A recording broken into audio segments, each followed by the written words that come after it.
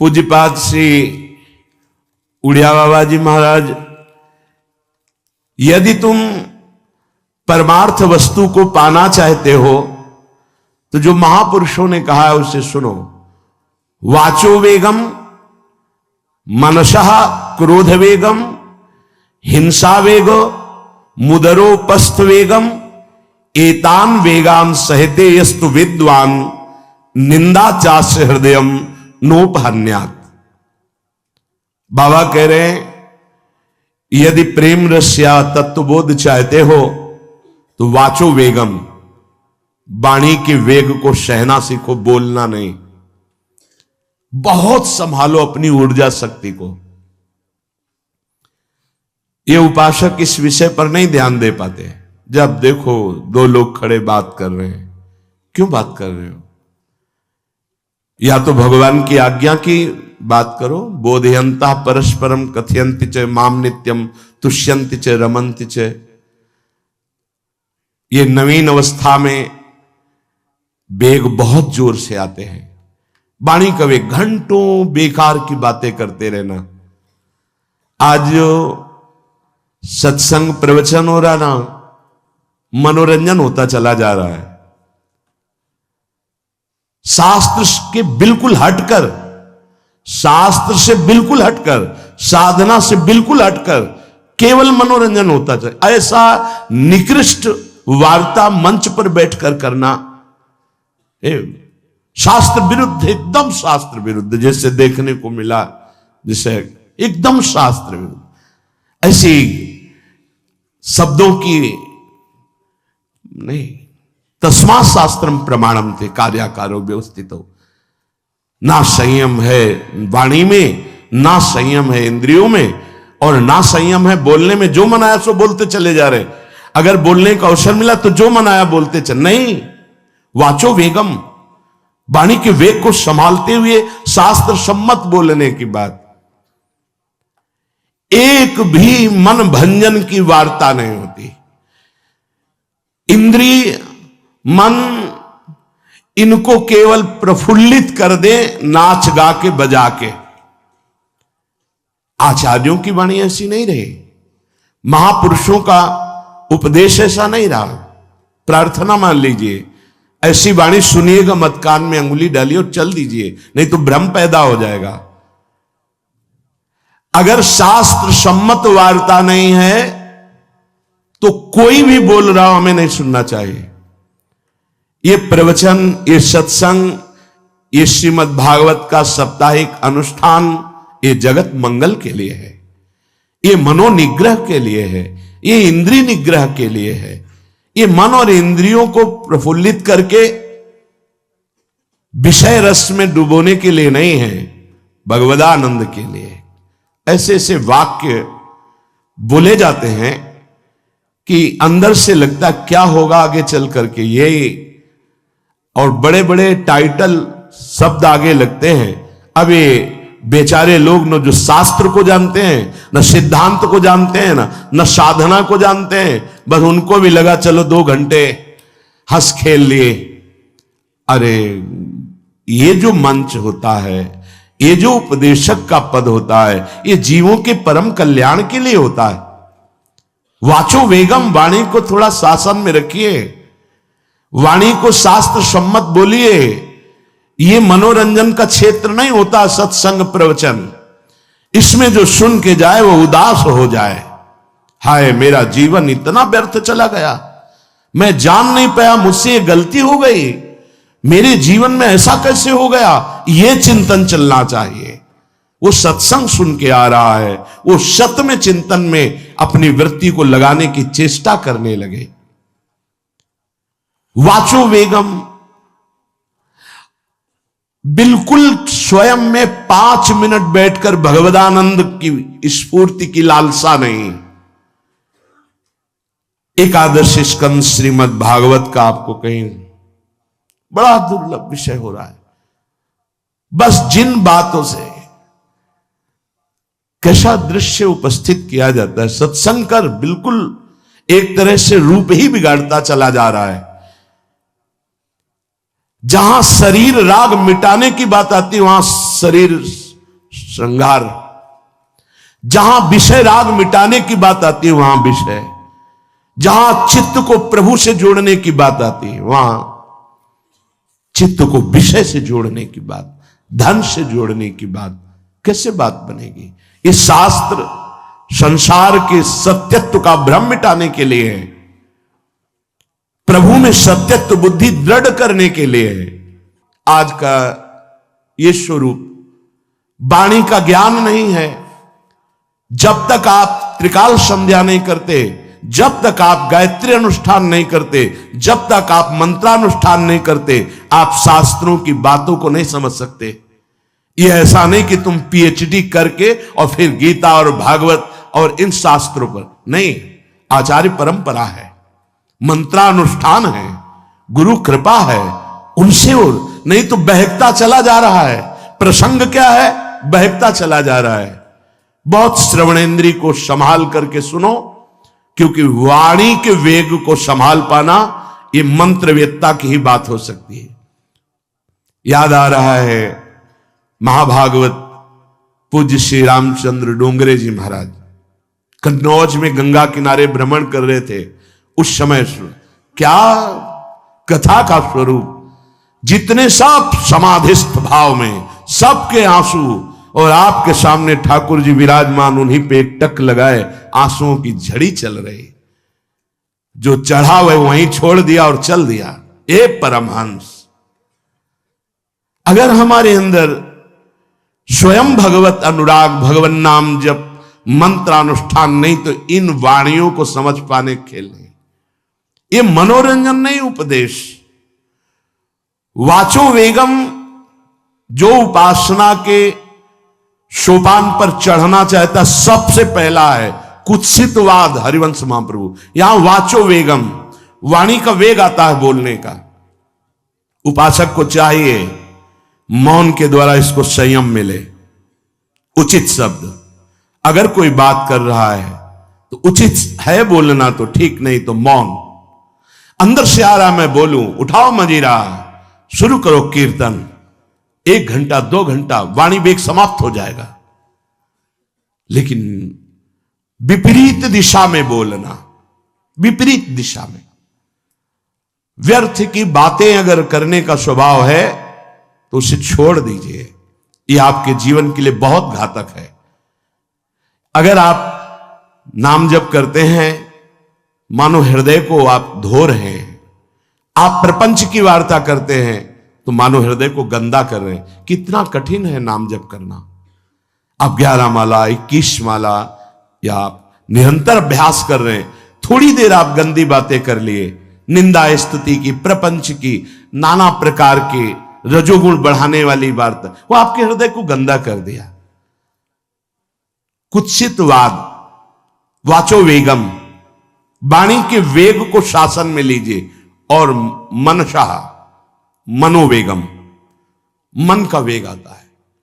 ये देखूं, ये भोगूं, आदि आदि संकल्प विकल्प, इसके वेग को सह जाओ। कुछ नहीं बोलना, सहने का मतलब होता है कुछ नहीं बोलना। मन कह रहा मुझे ऐसा करना है, मुझे ऐसा करना है, मुझे ऐसा, कुछ नहीं बोलना। कुछ भी उसकी जलन जो हो रही है किसी से नहीं कहना, शांत गंभीर, खत्म। पर उपासक क्या करता है? जो कच्चा उपासक है, नहीं नहीं अब मेरे मन में आ रही, मेरे मन में जलन हो रही, मुझे ऐसा करना है, मुझे ऐसा नहीं। शांत, ना बोलना है जो मन में आ रहा है, ना उसकी जलन पर ध्यान देना है, अपने मंत्र नाम उपासना कर्तव्य में लगे रहो, शांत हो जाएगा। इसके शांत करने की युक्ति है, इसे मतलब मत रखो। जैसे एक पागल आदमी रोड में खड़े तुम्हारे ऊपर कंकड़ फेंके, थूके, गाली दे, तो अपने लोग क्षमा भाव से कि वो पागल है, ऐसे मन भी पागल है, इसके निर्णय पे ना हो।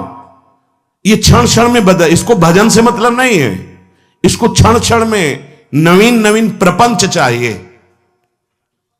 ये मनसा वेगम, मनोवेगम, इसका स्वरूप यही है, यही बंधन और मोक्ष का कारण है। ये क्षण क्षण में प्रपंच चाहता है।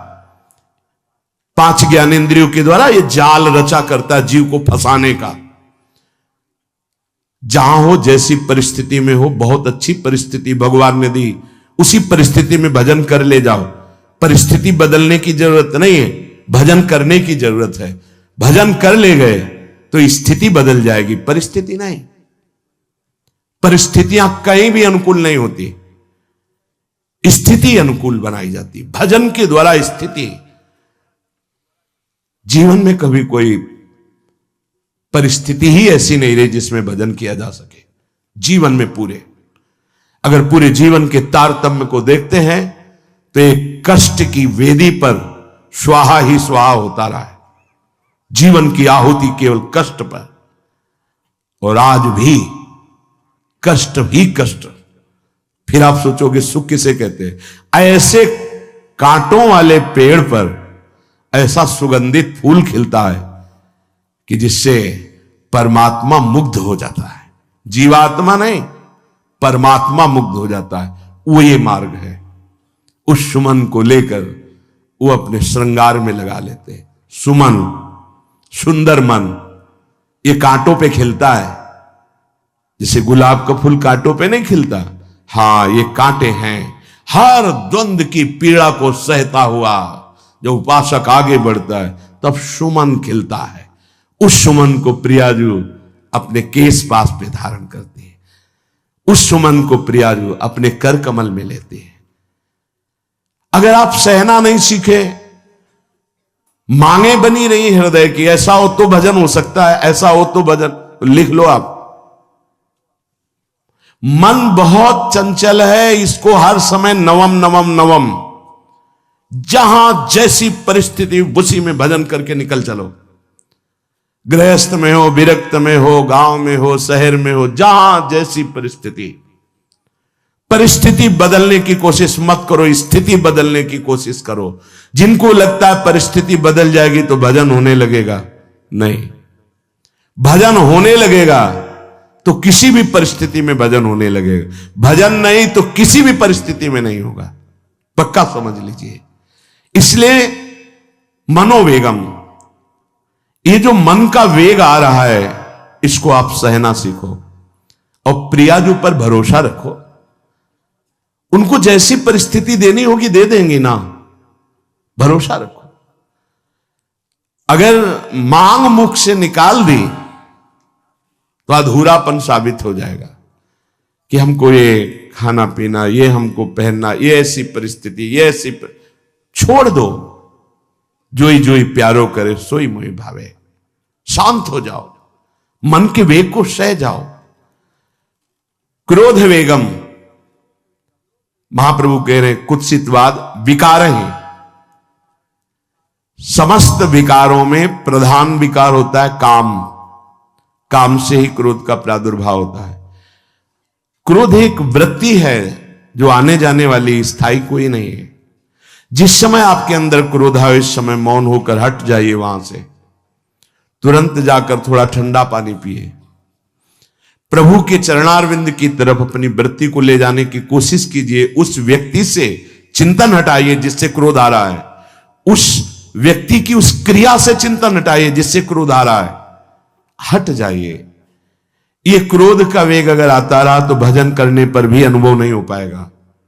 एक बार अच्छे से क्रोध आ जाए, अंदर हृदय जल जाए, तो 1 महीने भजन के प्रभाव को रोक देता है पूज्य बाबा के उसमें। फिर आप अगर 12 बार साल में आ गया तो क्या अनुभव में आ गया। इसीलिए 20-20, 50-50 वर्ष हो रहे हैं, कुछ अनुभव में नहीं आ रहा। बहुत सावधान। क्रोध हमारा नाश करता है, किसी और का नहीं। हमारे भजन का, हमारे हृदय के आनंद का, हमारी वृत्ति का बड़ा हल्का स्वरूप हो जाता है क्रोधी पुरुष का।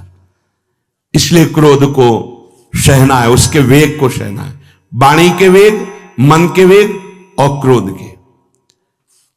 अगर क्रोध के वेग को सह गए तो अगला हिंसा का वेग, वो अपने आप सह जाओगे, क्योंकि क्रोध से ही हिंसा होती है। हिंसा का वेग, वाणी के द्वारा बहुत हिंसा होती है। ऐसे कठोर वचन बोल दिए जाते हैं जो हृदय को चुभते रहते हैं। बाहर का डंडा लगा है, पिटाई हुई तो 2-4 दिन में ठीक हो जाएगा, लेकिन हृदय में जब पिटाई की जाती कठोर वचन के द्वारा तो 10 साल बाद अगर दिखाई दे तो फिर ये वो बोला था, ऐसा बोला था। वो हृदय में घाव बना रहता है। वाणी का हिंसात्मक स्वरूप प्रायः क्रोधी जनों में ही पाया जाता है। अगर क्रोध वेग को सह गए तो वाणी के द्वारा हिंसा नहीं होगी। और मन के द्वारा मलिन हृदय में हिंसा का भाव होता है कि चलो हम वैष्णव में मारेंगे तो नहीं, पीटेंगे तो नहीं आपको, लेकिन भगवान तुम्हारा नाश करेंगे, भगवान बहुत जल्दी, ऐसा भाव मन में, ये भी हिंसा है। शरीर के द्वारा तो ना वाणी के द्वारा, ना मन के द्वारा, ना शरीर के द्वारा। क्यों? उसके हृदय में भगवान बैठे हैं। हमको उनको रिझाना है, हमें निर्दोष होकर भगवत प्राप्ति करनी है। ये हजारों दोषों की पंक्तियां यहां हैं। कोई कह दे हम निर्दोष हैं, हमें लगता है कि यही सबसे बड़ा दोष है। नहीं तो अंदर देखा जाए ना तो क्रम क्रम से धीरे धीरे निर्दोष हुआ जा रहा है प्रभु की कृपा से। कोई जन्म से निर्दोष नहीं होता, वो तो अवतार होते हैं भगवान के। एक पद में था, शरण जिसको ले ली हृदय से लगा, और विषय पंख से धीरे धीरे, क्रमशः विषय पंख से धीरे धीरे उसको हटाया। हित जो महाराज जी के लिए आए, हमारे हृदय को धीरे धीरे निर्विषय किया जा रहा है। और सहत सहत बाढ़े भगत ग्रेतन गुरु हितगार, इन दोनों का मिलान कर धीरे धीरे सहाते सहाते हमें निर्विषय किया जा रहा है। आचार्य चरण इष्ट देव गुरुदेव कर रहे, हमको राजी रहना है। जैसी परिस्थिति है, जैसी भी हमें गुरुदेव रख रहे हैं, इष्ट देव रख रहे हैं, हमें राजी रहना है। इससे क्या होगा कि हमारे अंदर क्रोध नहीं आएगा, गुस्सा नहीं आएगा। नहीं, ये इतना बेईमान मन है कि इष्ट देव पे भी गुस्सा कर सकता है, ये आचार्य पे भी गुस्सा कर सकता है, ये परम कृपालु गुरुदेव पर भी गुस्सा कर सकता है। क्रोध वेग सह गए तो वाणी और मन और शरीर के द्वारा जो हिंसा का वेग है उससे बच जाएंगे। फिर कह रहे हैं उदर वेगम, उदर वेग भूख।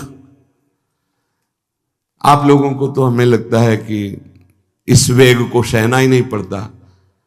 ये जो विरक्त गंगा किनारे घूमने वाले हैं, इनको ज्यादा इस वेग को सहना पड़ता था, क्योंकि प्रायः कभी ऐसे शाम के समय पहुंचना होता, जब आप गंगा किनारे नहीं रुक सकते तो आश्रम, अब वहां पूछ लिया तो पूछ लिया, नहीं पूछ लिया तो राधे श्याम पढ़े। अगर कोई मंदिर मिल गया तो हम आश्रम आदि कोई खोजना ही नहीं, गांव में तो जाना ही नहीं है, क्योंकि नवीन अवस्था में कभी गांव में भिक्षा भी नहीं मांगी, आकाश वृत्ति का ही आश्रय लिया जो शास्त्र सम्मत। गांव में कभी पूरे जीवन में किसी गांव में किसी एक रात्रि किसी घर में कभी शयन नहीं। गांव के किनारे मंदिर मिला या कोई आश्रम संत जनों का, तो वहां भूख के वेग को जो सह जाए तो भजन में बहुत रुचि हो जाती, क्योंकि भजन से चित्त हटेगा तो भूख व्याकुल करेगी, और उसकी व्याकुलता से बचना है तो भजन में लगना पड़ेगा। और आपको सच्ची कहते हैं कि कई कई दिन भोजन न मिलने पर भी शरीर में गंगा जल के कारण कभी कमी महसूस नहीं हुई। जो दूध में पावर है उससे अधिक सामग्री गंगा जल में है। अब वो बहुत से ऐसे नगरों के समीप से गंगा मैया निकली जहां से बड़ी बड़ी फैक्ट्रियों का, तो नहीं, बहुत सुंदर गंगा जल, वो तो सुंदर है ही, था, है, रहेगा।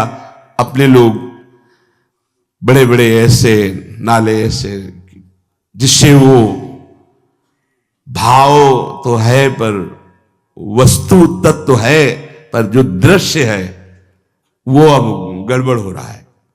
ऐसे यही बड़ा नाला गिर रहा है सामने जाके, अब वहां ऐसे रज लेके ऐसे लगाओ तो दुर्गंध युक्त निकलेगी, क्योंकि वो ऐसे देखो तो ऐसे पदार्थ बहते नजर आ रहे कि अब ये दुर्भाग्य ही है समय का कि परम पावन गंगा यमुना जैसी नदियां जहां स्नान आचमन और भरपेट जल पीकर परम पवित्र और भगवदानंद में डूबा जाता था, वो भी सौभाग्य छिन रहा है।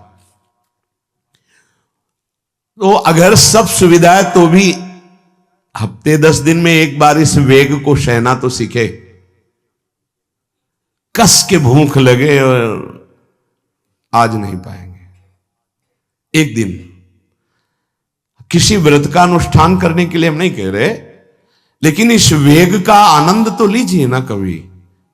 एक टाइम का छोड़ दीजिए, एक दिन केवल हफ्ते में सुबह थोड़ा ले लिया, बस अगले सुबह लेंगे थोड़ा, तो आपकी दिनचर्या नहीं बाधित होगी। आपको तो मिल रहा है ना, मिल ही नहीं रहा था।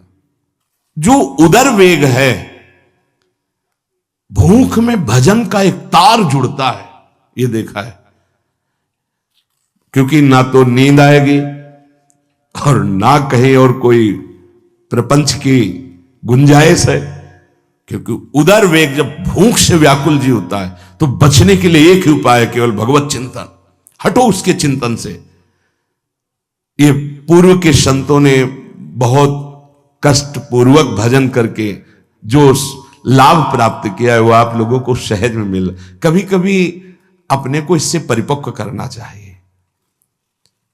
जैसे शास्त्रीय पद्धति में महीना में 2 तो व्रत है ही हैं, 15 दिन में एक एकादशी, 15 दिन में एक एकादशी।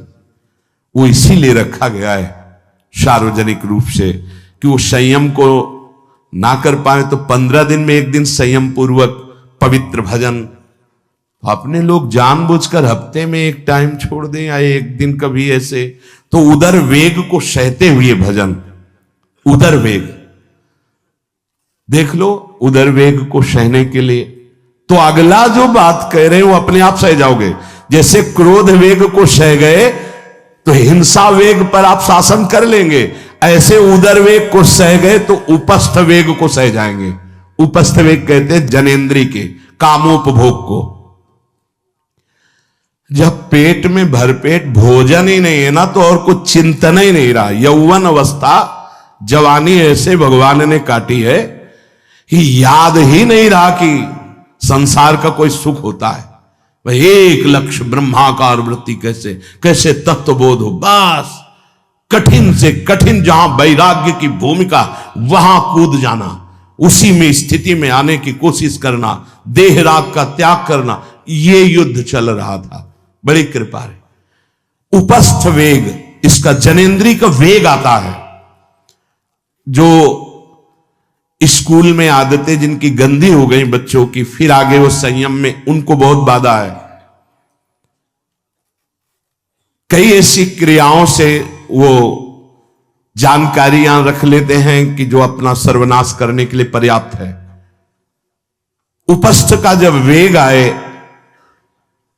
तो सहने की सामर्थ्य उसी की आएगी जो उदर वेग को सह जाता है।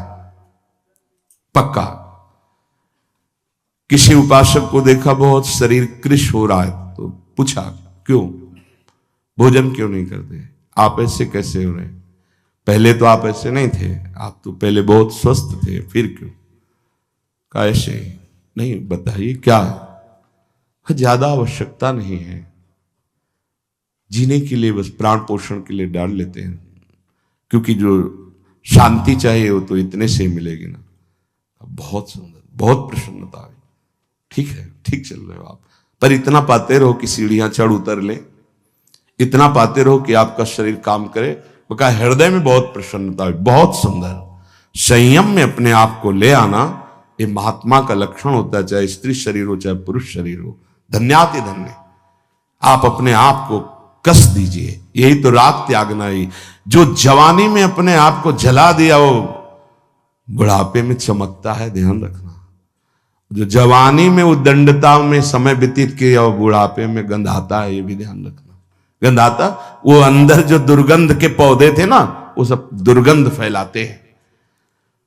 पूज्य श्री पंडित गया प्रसाद जी महाराज जी ने कहा, गृहस्थी में होते हुए भी 40 और 45 के बीच में काम विजयी हो जाना चाहिए, नहीं तो जीवन बिल्कुल बर्बाद हो जाएगा। जो कुछ गृहस्थ धर्म की सेवा है 40-45 के बीच तक हो जाए, मतलब 20 से 25 से ब्याह हुआ आपका, 40-45 तक लड़का बच्चा, इसके बाद अखंड ब्रह्मचर्य धारण कर लो। 40-45 से संयम में हो जाओ तो तुम्हारा जीवन सार्थक हो जाएगा। पूज्य पंडित गया प्रसाद जी महाराज। बहुत जरूरी है उपस्थ जनेन्द्री के वेग को सहना, पर हर वेग अपने आप में बहुत कठिन है, पर एक दूसरे से इसका तारतम्य है। यदि उदर वेग रसेंद्री को आप शासन में ले लिए तो जनेन्द्री को आप शासन में ले लेंगे, और अगर रसेंद्री को शासन में ले लिया तो जनेन्द्री को शासन में ले सके असंभव, पक्का। और जनेन्द्री रसेंद्री के सब खिलवाड़ चल रहे तो परमार्थ और भगवत प्रेम प्राप्ति, तो सब अभ्यास जिनका भगवदाकार हो गया है वो विषयान ग्रहणंत मुंचंत हुआ।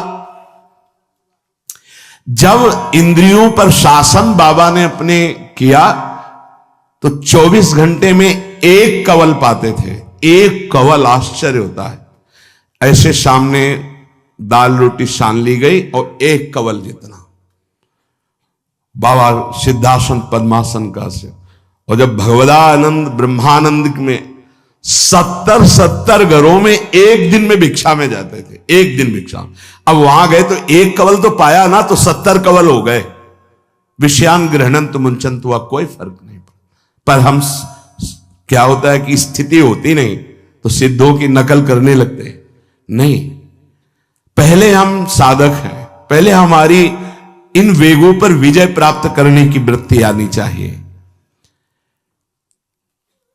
वाणी का वेग, मन का वेग, क्रोध का वेग, हिंसा का वेग, उदर का वेग और जनेन्द्री का वेग, एतान वेगान सहते यस्तु विद्वान, वही शास्त्रों के रहस्य को जानने वाला परमार्थी है जो इतने वेगों को सह जाए।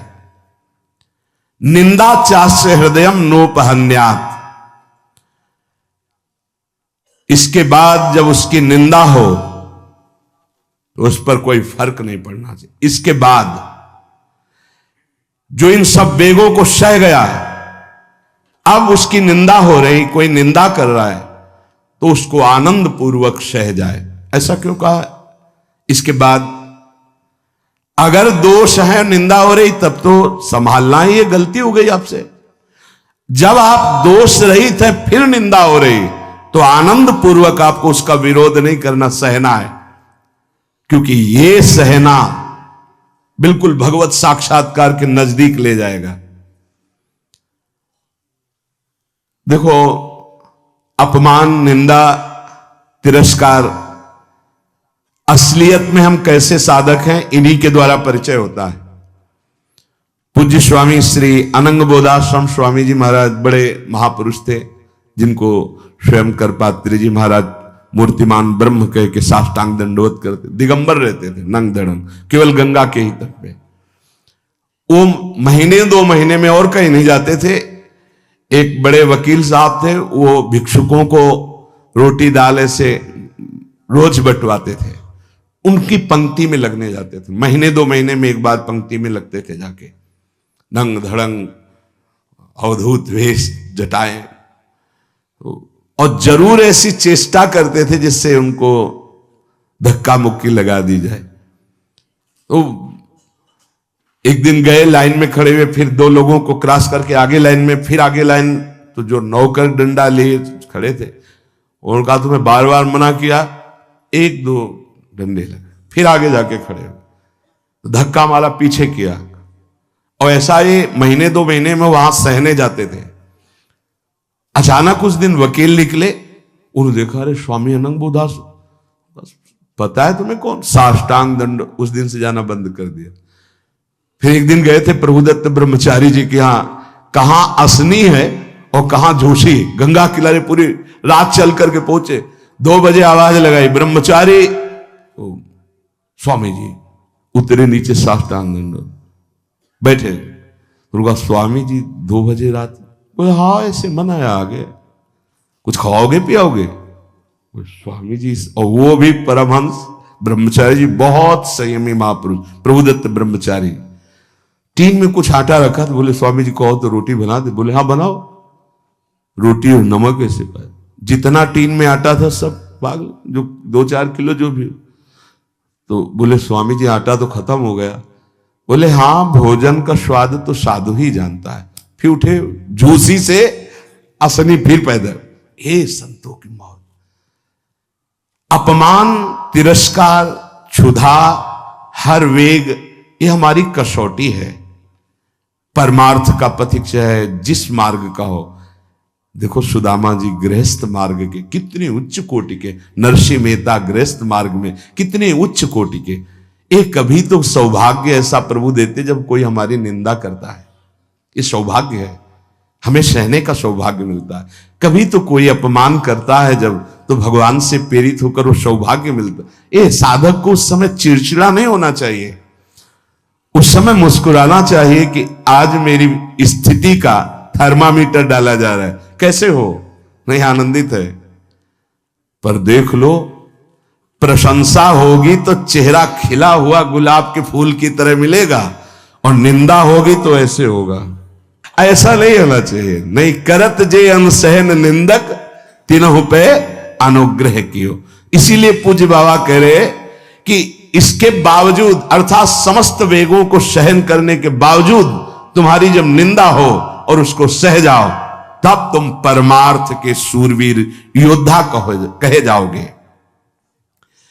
विपत्ति में सब साथ छोड़ देते तो हृदय के भी साथी साथ छोड़ते हैं, ध्यान रखना।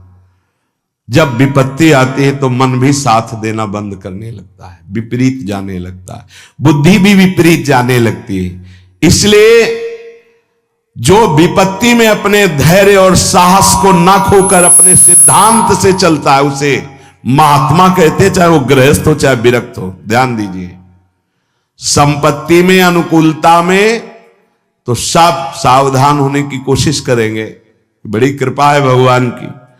यहां कहने विपत्ति में सब साथ छोड़ते हैं, ये जीवन में देखा है। विपत्ति में ना तो बाहरी कोई साथ देता है और ना मन साथ देता है, उस समय भजन साथ देता है, भजन। विपत्ति में हृदय को जो दृढ़ रखे, धैर्यवान और साहस बिल्कुल ना गिरने पावे, आगे बढ़ो, नाम जब तुम्हारा भजन वैसे ही चलना चाहिए, तब समझना चाहिए कि हमारी साधना परिपक्व। विपत्ति में कोई साथी नहीं होता, देखा गया है, कोई साथी नहीं। मन भी धोखा दे देता है, मन भी, अपना मन भी साथी नहीं, उस समय केवल भजन साथी होता है। तभी विपत्ति को कुंती जी ने मांगा, क्योंकि उस समय एक ही साथी होता है, हरि बस। संपत्ति में तो बहुत साथी मिल जाएंगे, अब तो साथी ही साथी हैं, जिधर देखो उधर साथी हैं।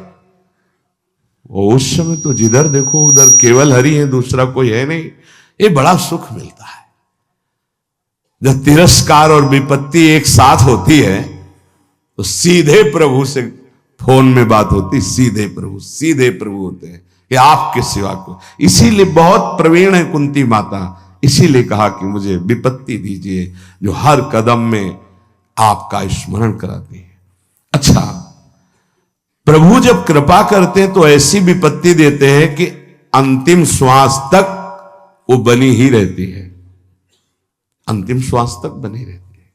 हर कदम पर जैसे गार्ड रखा जाता है ना, सावधान, यहां से ऐसे ऐसे ऐसे हर समय विपत्ति महारानी सावधान, तुम्हारा जीवन कभी भी नष्ट हो सकता है, किसी भी क्षण नष्ट हो सकता है, इसलिए हर समय लक्ष्य पे रखो अपनी दृष्टि, प्रिया प्रीतम पे। ये कृपा होती।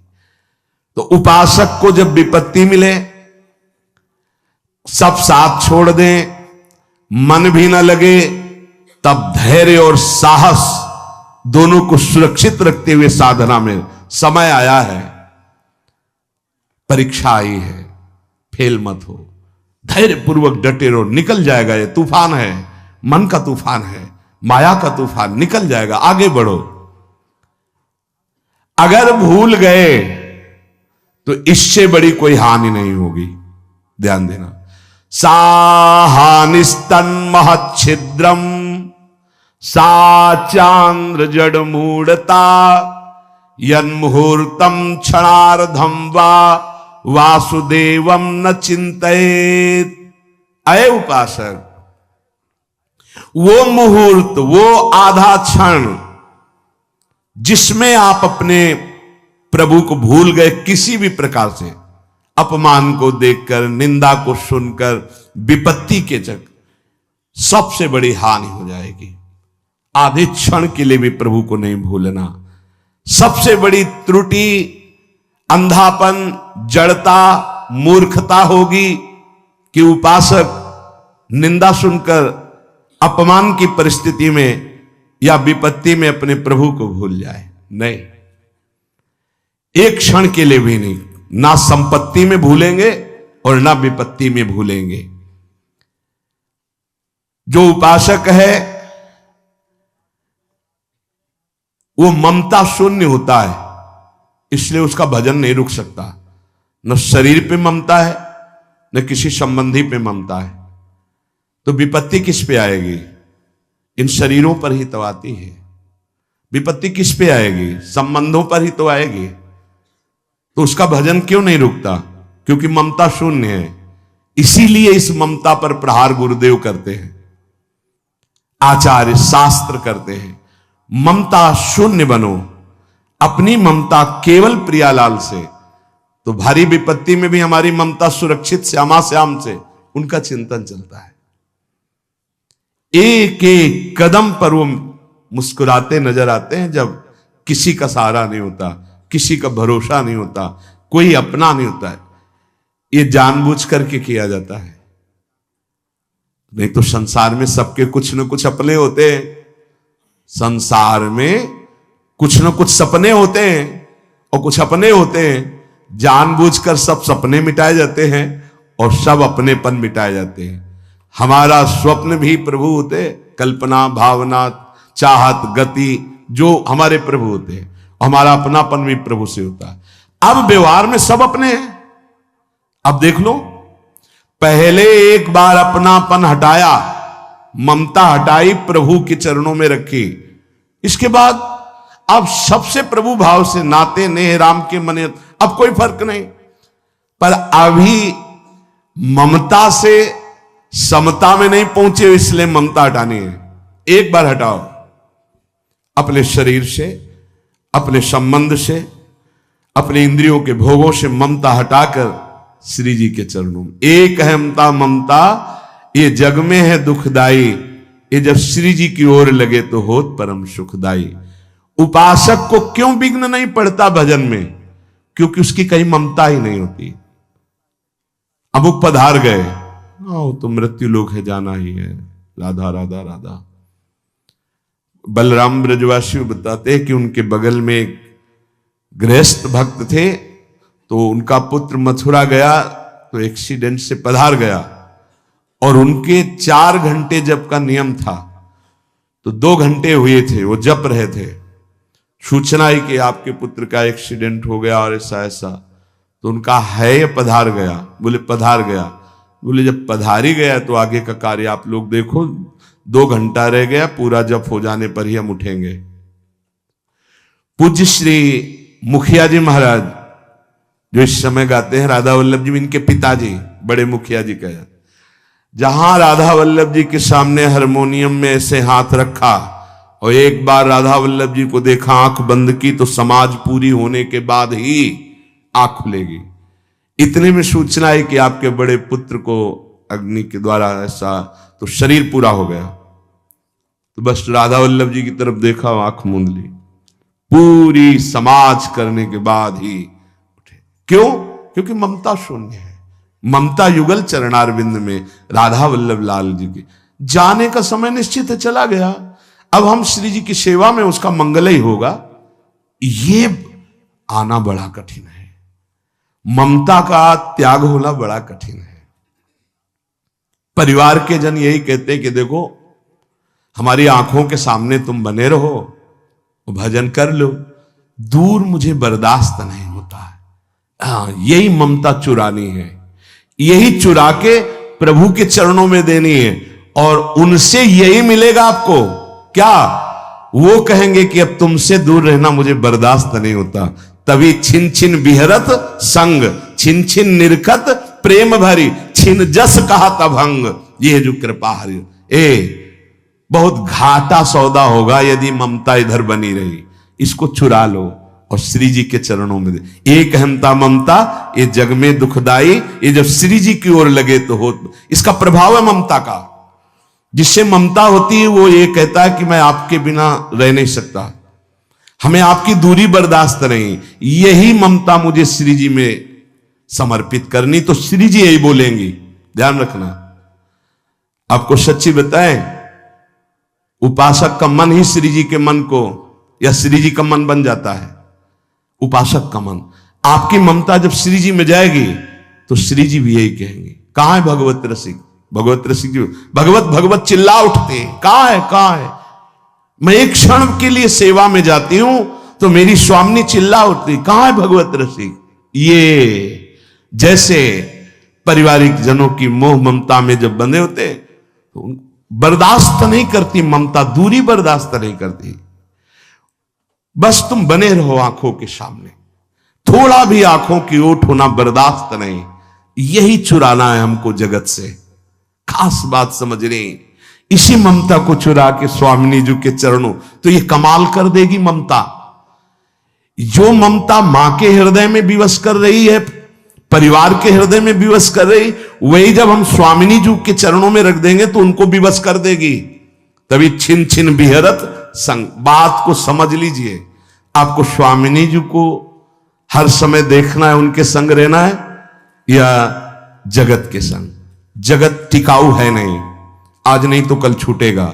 श्रुत बनितादि जान स्वार्थ रत, ना कर ने सभी ते, अंत ही तो ही तजेंगे पामर, तू न तजय वही ते, मन पछतई है अवसर बीते।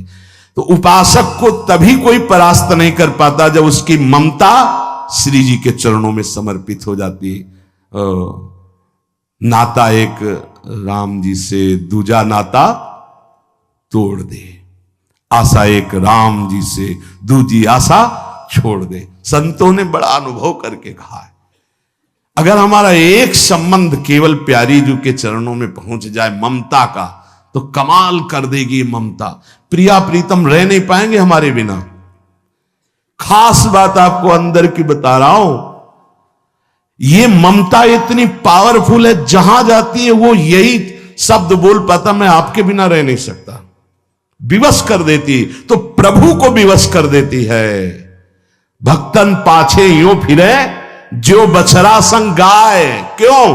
भक्तों ने सब जगह से ममता हटाकर, खुद सरकार अपनी बात कि मैं कैसे पकड़ में आऊंगा, बोले सबकी ममता ताग बटोरी, मम पद मन ही बांध बर डोरी। लाखों बार सुन चुके होंगे। सबकी, शरीर की, शरीर संबंधी की, भोगों की, सबकी ममता प्यारी जू के चरणों में, वो कह तो रहे हैं। और जहां ममता प्यारी जू के चरणों में गई तो इसका प्रभाव है, प्यारी जू नहीं रह पाएंगे आपके बिना। आप प्यारी जू के बिना रह रहे हैं क्योंकि ममता कहीं और दिए हैं, और जहां आपकी ममता प्यारी, तो आपके नेत्रों में समा जाएंगी, आपके हृदय में प्रकाशित हो जाएंगी। चलते एक श्लोक गीता जी का, श्री भगवान अर्जुन जी से कहते हैं, तत्ववित्व महाबाहो गुण कर्म विभागयो गुणागुणेषु वर्तन्त इति मत्वा न सज्जते। हे महाबाहो अर्जुन, गुण विभाग और कर्म विभाग को जो तत्व से जानने वाला महापुरुष है, वो ये जानता है कि गुण ही गुणों में बरत रहे हैं, इसलिए वो अपने को कभी कर्ता नहीं मानता। जो अहंकार विमूढ़ात्मा कर्ता हमिति मन्यते, अहंकारी मूढ़ ऐसा मानता रहता है कि मैं ये किया, मैं ऐसा करूंगा, मैं ऐसा कर सकता हूं। लेकिन जो तत्ववित्व है, जो गुण विभाग को और कर्म विभाग को जानता है, पीछे सुन चुके हैं रजोगुण का क्या प्रभाव होता है, कौन से लक्षण होते हैं, तमोगुण का, सतोगुण का। तो सतोगुण, रजोगुण, तमोगुण, ये तीनों गुण प्रकृति के हैं। इन तीनों गुणों का कार्य होने से तीनों शरीर प्रकृति के हैं और तीनों लोक प्रकृति के हैं। शरीर, इंद्रियां, मन, बुद्धि, प्राणी, पदार्थ, सब का सब तीनों गुण से बने हुए हैं। इसे गुण विभाग कहा जाता है। और जितना शरीर, इंद्रिय, मन आदि से क्रियाएं होती हैं वो सब कर्म विभाग कहा जाता है। तो जो गुण विभाग को जानता है, कर्म विभाग को जानता है। गुण और कर्म, पदार्थ और क्रियाएं ये निरंतर परिवर्तनशील, नाशवान हैं। उत्पन्न होते और नष्ट होती रहती, प्रारंभ होती रहती और विश्राम होता रहता है। उत्पन्न और नष्ट होते रहते हैं पदार्थ, प्रारंभ और विश्राम होता रहता है क्रियाएं। गुण से, सतोगुण, रजोगुण, तमोगुण से ही ये क्रियाएं हो रही हैं और ये तीनों लोक रचे गए हैं। लेकिन तुम गुणातीत हो, तुम भगवान के अंश हो या भगवत स्वरूप हो। तो कह रहे हैं तत्व से जानने वाला महापुरुष कभी अपने को कर्ता नहीं मानता, वो गुणों में गुण बरत रहे ऐसा देखता है। देखो, अब अपने को इससे भक्ति में लाना है। हमारे द्वारा जब अहमता ममता गुरु की कृपा से श्री जी के चरणों में समर्पित हो जाती है तो कोई कर्म नहीं होते, हमारी श्री जी करवा रही, ऐसा भाव आता है। कर्ता भाव दोनों में जाना आवश्यक है, चाहे ज्ञान मार्ग हो, चाहे कर्म योग हो, चाहे अष्टांग योग हो, चाहे भक्ति योग हो। जब तक कर्ता भाव है तब तक बंधन है। देखो भक्तों को देखो, वो राम जी की इच्छा से अमुक जगह गया, फिर ऐसा भगवत इच्छा से ऐसा नहीं, तो कल चलते हैं, परिक्रमा लगाते हैं। श्री जी की इच्छा होगी ना तो कल परिक्रमा हो जाएगी। कोई संकल्प नहीं, कोई कर्ता भाव नहीं। भक्त आराध्य देव के और ज्ञानी तत्व से जानने वाला महापुरुष देख रहा है कि गुण विभाग और कर्म विभाग ये दोनों माया के द्वारा हो रहे हैं। वो अपने को ना गुण विभाग में देखता है, ना कर्म विभाग में अपने को अलग देखता है, वो जीवन मुक्त हो जाता है। श्री भगवान कह रहे हैं प्रकृतिर गुण सम्मूढ़ा सज्जन्ते गुण कर्मसु तान कृत्सन विदो मंदान कृत्सन विन्नो विचालयेत्। ये जो प्रकृतिजन्य तीनों गुणों से अत्यंत मोहित हुए अज्ञानी मनुष्य है, ये कर्मों में आसक्त रहते हैं। ये करना है, ये करना है, ये करना है, मैंने ये किया, मैं वहां गया, ऐसा किया, ऐसा किया। और ये गुणों में आसक्त रहते हैं, कभी रजोगुण में, कभी तमोगुण में, कभी कभी सतोगुण में। ये बिल्कुल समझ इनकी ठीक नहीं है। भगवान कह रहे हैं ये मंद बुद्धि के अज्ञानी हैं। तो पूर्णतया जानने वाला इनको विचलित न करे, संभाल के इनको मोड़े। अलग अलग अधिकार के अनुसार इसलिए उपदेश होते हैं। भगवान यहां कह रहे जो प्रकृति के गुणों से मोहित जीव है, जो कर्माभिमानी जीव है, ये बिल्कुल अज्ञानी है, मंद बुद्धि वाले हैं। पूर्णतया तत्व ज्ञान जानने वाला महापुरुष इनको विचलित ना करे, घुमा के धीरे से प्रभु में लगाए, धीरे से इनको तत्व ज्ञान में लगाए। एकदम अरे ये तो सब ऐसे, तो वो तत्व को जानता नहीं है और उन कर्मों से उसको रहित कर दोगे तो भ्रष्ट हो जाएगा। बहुत संभाल के, इसीलिए कहा गया है कि अगर हम प्रवचन सुने या आज्ञा पालन करें तो शब्द ब्रह्म का ज्ञानी और पर ब्रह्म का अनुभूत दोनों होना चाहिए। शब्द ब्रह्म वेदों का ज्ञान, शास्त्रों का, और पर ब्रह्म तत्व ज्ञान दोनों होना चाहिए। अगर वो अरे ये जो तुम सब कर रहे हो मिथ्या है ऐसे, तो सत्य को जानता नहीं, क्रियाओं में लगा, उससे विचलित कर दिया, होगा क्या? तो घुमा के धीरे से उसे भगवत मार्ग में लगावे, उसे विचलित ना करे। मयि सर्वाणि कर्माणि सन्न्यस्याध्यात्म चेतसा निराशिर निर्ममो भूत्वा युद्धस्व विगत ज्वरः। अध्यात्म चेतसा, जिनकी बुद्धि में आत्म प्रकाश हो गया है ज्ञान, वो संपूर्ण कर्तव्य कर्मों को मेरे में अर्पित कर देते हैं। बहुत जोर की बात।